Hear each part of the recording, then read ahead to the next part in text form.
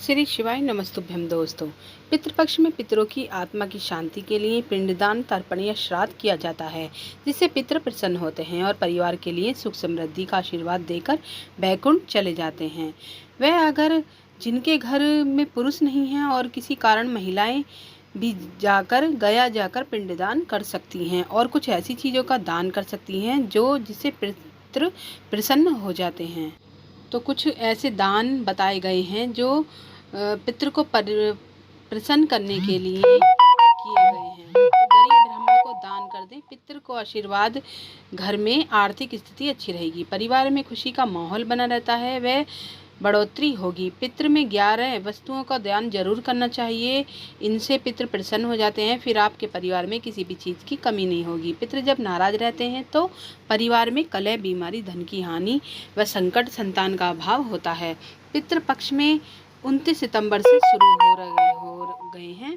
और आइए जानते हैं पितृपक्ष में किन वस्तुओं का दान सभी को करना चाहिए। आपके परिवार में कोई पुरुष हो या कोई महिला हो, महिलाओं को तो अवश्य इन पितृपक्ष में 11 वस्तुओं का जरूर ध्यान करना चाहिए, जिससे धन संपत्ति, अच्छी सेहत और धन की बढ़ोतरी का आशीर्वाद मिलता है। पहला है दही। दही पितरों की तृप्ति के लिए दही का दान जरूर करें। पितृपक्ष में दूध या से बनी चीज़ें का बहुत महत्व होता है। जैसे कच्चा दूध भी बहुत ही उपयुक्त होता है, जबकि दही पके दूध से बनाते हैं और वह जमा हुआ होता है। पितरों को दही बहुत प्रिय है। दही स्थिर और जमा हुआ होना चाहिए। पितरों को इसलिए दही दान करते हैं ताकि हमारे जीवन में स्थिरता रहे। ऐसा करने से हमेशा शांति बनी रहती है। दूसरा है सफ़ेद मिठाई। पितृपक्ष में सफ़ेद मिठाई का दान पितृ को खुश हो जाते हैं। प्रेत मंजरी में लिखा है कि मृत्यु के बाद प्रेत भाव में होता है और वह अंधकार में रहता है। इस भाव में वे अपने वंश को परेशान ना करें, इसलिए उनके लिए सफ़ेद मिठाई का दान करना बहुत ही अच्छा होता है। तीसरा है पान। पान पितरों की कृपा प्राप्ति के लिए पितृपक्ष में उनका लगा हुआ पान दान करना चाहिए। लगा हुआ पान दान का मतलब पान के बीड़े से है। जब आप पान दान करते हैं तो घर में सुख संपत्ति आती है और वृद्धि होती है और जीवन में कभी भी पैसों की कमी नहीं होती। चौथा है तेल। श्राद्ध में पितरों के नियमित सरसों का तेल जरूर दान करना चाहिए। दीपक जलाना चाहिए सरसों के तेल का, इससे पितृ संतुष्ट होते हैं।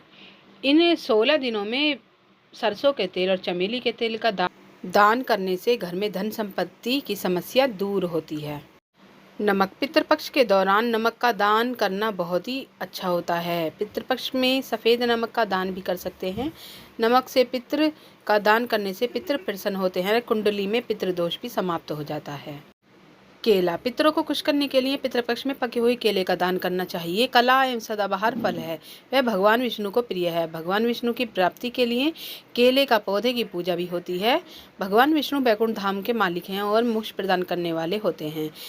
पिता केले का दान प्रकार प्रसन्न हो उठते हैं और आशीर्वाद देकर अपने वंश को धन धान्य कर जाते हैं। जूते और चप्पलों का दान करना चाहिए।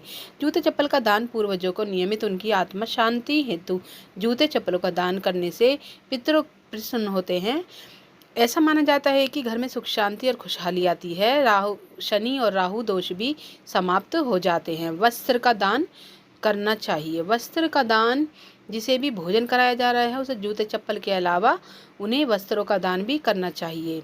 वस्त्र, धोती, टोपी या कोई भी गमछा आप दे सकते हैं। पितृ अपने वंशजों से वस्त्र की कामना भी आदि करते हैं, इसलिए वस्त्र का दान जरूर करना चाहिए। छाता का दान। छाते का भी दान करना चाहिए। श्राद्ध क्रम में मनुष्य की मृत्यु के बाद 11वें दिन और शयन दान का छाता, जूता दान करने की प्रथा है। पितरों के छाते से ग्रीष्म ऋतु का ताप, वर्षा से रक्षा होती है। यह कहा जाता है कि इससे पितरों की छत्र छाया बनी रहती है। धान्य दान। इसमें किसी अनाज, दाल, चावल, आटे आदि का दान किया जाता है। इससे वंश में वृद्धि होती है। किसी भी प्रकार की किसी भी काम में रुकावट नहीं होती, इसलिए हमें अनाज का दान करना चाहिए। दक्षिणा। दक्षिणा के बिना कोई भी दान फलहित नहीं होता, वह व्यर्थ समझा जाता है। यहाँ पर दक्षिणा का अर्थ है धन या पैसे से नहीं। दक्षिणा में आप अपने पितरों के लिए कोई भी यानी बर्तन जैसे कटोरा, थाली आदि का दान या कोई भी बर्तन का दान कर सकते हैं। तो ये थी वो 11 वस्तुएं जिन्हें महिलाओं को जरूर पितृपक्ष में अपने पितरों को प्रसन्न करने के लिए दान जरूर करने चाहिए। तब तक के लिए विदा लेते हैं। ओम नमः शिवाय दोस्तों।